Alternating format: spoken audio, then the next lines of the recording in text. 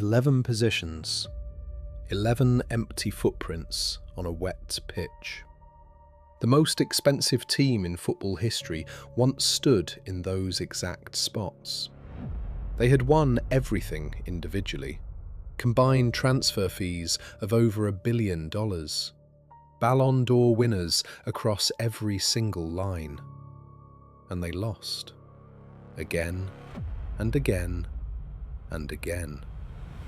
Meanwhile, somewhere else, a team you've never heard of, built from cast-offs and bargain signings, was about to win the league of all leagues. The difference between them was not talent. The difference was something football has been teaching us for 100 years, and most companies still get wrong. Here is one of the strangest patterns in human work. The teams with the most talent are not usually the teams that win. Not in football, not in startups, not in research labs, not in family businesses. There is a tipping point, well documented in research, where adding more talent actually starts to hurt the team. Not just plateau, hurt it. The numbers go down, not up. This sounds impossible. It feels wrong. It contradicts everything corporate hiring does. But it is one of the most consistent findings in management science, and football is the cleanest place on earth to see it happen. Because in football, the score is public, the stakes are visible, and every Saturday tells you who actually won. In 1972, an organizational psychologist named Ivan Steiner published an equation that changed how we understand teamwork. He wrote it like this: actual team performance equals potential performance minus losses from faulty group process. Read it again. Every team starts with potential, the sum of what each member could contribute alone. But between that potential and what the team actually delivers, there is a leak. Steiner called it process loss, communication friction, misaligned goals, hidden conflicts, someone's ego making them play for themselves instead of the system. The bigger the team, the bigger the leak. There is older research too. In 1913, a French engineer named Maximilian Ringelmann discovered that when men pulled a rope together, each man pulled less hard than when pulling alone. He called it social loafing. With two men, each pulled at 93% of solo strength. With 8 men, each pulled at only 49%. The team had 8 times the talent and barely doubled the output. Now imagine this on a football pitch. 11 players, each one a Ballon d'Or winner. Each one used to being the center of the universe. Each one quietly playing at 60–70% of their solo capacity, because the system around them is leaking. This is not theoretical. This was Real Madrid in 2003, and it is the first lesson football teaches about teams. More talent does not equal more output. It equals more potential, which can either be captured or leaked. The question is whether your system captures it or wastes it. Real Madrid, 2003. The president, Florentino Perez, has a strategy he calls Zidanes y Pavones. Buy the Zidanes of the world, fill the rest with academy kids. The result? He assembles what most football historians still call the most talented squad ever built. Zidane, Ronaldo, Figo, Beckham, Roberto Carlos, Raúl. 6 Ballon d'Or winners. The shirts sell more than any team in history. The TV ratings shatter records. The marketing is incandescent. There is just one problem. They stop winning. From 2003 to 2006, Real Madrid wins exactly nothing. No La Liga, no Champions League, no Copa del Rey. 3 years of the most expensive collection of talent in football, and 0 trophies. Why? Read the testimonies from inside that locker room, and a pattern emerges. Each star expected the system to revolve around them. The defensive duties were beneath them. The unglamorous work, pressing, tracking, covering for a teammate, was someone else's job. Zidane himself later admitted that he only realized after retirement how much the team had needed someone to do the dirty work no one wanted. The Galacticos had every individual ingredient for greatness. What they did not have was a system that demanded, and was capable of receiving, selflessness. They were 11 solos, pretending to be a symphony. The audience was not fooled. Now ask yourself, have you ever been on a team like this? A startup with too many founders? A department with too many directors? A family with too many opinion leaders? The pattern is the same. More talent without more chemistry produces less output, not more. This is the first dark side of building teams. The next case shows the opposite, and it is wilder than the failure. August 2015. The English Premier League season begins. The bookmakers, those people who professionally calculate probability for a living, give a small Midlands club called Leicester City odds of 5,000 to 1 to win the league. 5,000 to 1. To put this in perspective, the same bookmakers gave better odds to the existence of the Loch Ness Monster being proven that year, to Elvis Presley being found alive. Leicester's striker, Jamie Vardy, had been working in a medical splint factory 4 years earlier, playing semi-pro on weekends. Their captain, Wes Morgan, was a journeyman defender no top club had ever wanted. Their manager, Claudio Ranieri, had recently been fired by the Greek national team. By any conventional metric, this team was nobody. Then they did something nobody expected. They won. Not just won, they won the Premier League by 10 points. They beat Manchester City. They beat Chelsea.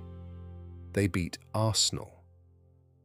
The Manchester United squad they finished above had cost roughly 20 times more than theirs. How? 3 things. First, Ranieri had a clear, simple system that every player could execute, no matter their individual quality. Second, every player knew exactly what their role was, and crucially, what their role was not. There was no confusion, no internal politics, no status games. Third, and this is the deepest truth, every player was hungry. Nobody on that team had ever won anything. Nobody felt entitled. Nobody felt above the dirty work. Vardy pressed defenders for 90 minutes every match. Riyad Mahrez tracked back to defend. N'Golo Kante, the cheapest signing in the squad, ran more kilometers per match than any player in Europe. The Leicester miracle was not a miracle. It was Steiner's equation perfectly executed. Less talent, but almost no process loss. The potential was small, but almost all of it was captured. While the Galacticos leaked half their potential, Leicester captured 95% of theirs. And 95% of small still beat half of huge, almost every time. Now here is the question. If too many stars hurts the team, and no stars can win the league, what is the actual answer? Argentina, 2022 World Cup final, gives us the cleanest demonstration in modern football. Argentina had a star, arguably the greatest player in human history, Lionel Messi. But unlike the Galacticos, they had only one. The other 10 positions were filled with players who, individually, were good but not extraordinary. Names that were respected within football, but unfamiliar to casual fans. Rodrigo de Paul, Alexis McAllister, Christian Romero. Their head coach, Lionel Scaloni, did something brilliant. He did not build the team around Messi. He built the team to support Messi, which is a profoundly different decision. Messi was not the engine, Messi was the destination. The other 10 players ran more, defended harder, pressed more aggressively, and covered more space than any other team in the tournament. They did all the unglamorous work the Galacticos refused to do. They captured nearly all of their potential. And then, when the moment came, they delivered the ball to Messi. The result? A team with 1 Ballon d'Or winner beat a team, France, that arguably had 4. Argentina did not have more talent. Argentina had less process loss. Same equation, different outcome. The lesson here is not anti-star, it is anti-imbalance. The ideal team has stars and supporters, leaders and labourers, finishers and creators. What it does not have is too many of any one type.